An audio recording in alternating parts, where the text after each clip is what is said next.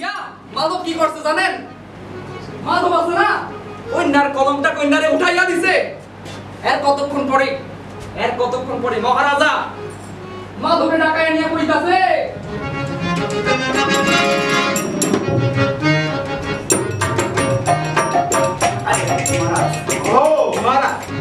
রাজ হইছে আর রাজা আছে না মাধবে লইয়া ঘুমাইছে, কথাবার্তা কইতাছে।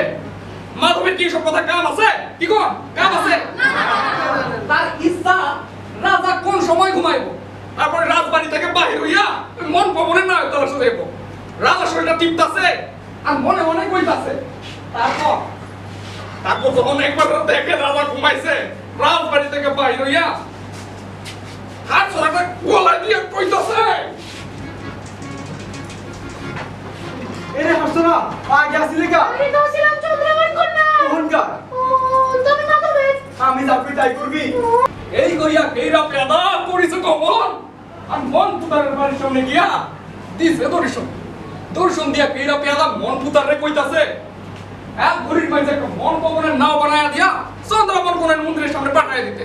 যদি না পারে তাহলে তার জন বাচ্চার সহিত গর্দান যাইব। এই শুই না কেইরা পেদা এক ঘড়ির মাঝে একটা মন পবনের নাও বানায়া দিয়া চন্দ্রমন কোনের মন্দিরের সামনে পাঠাইয়া দিছে।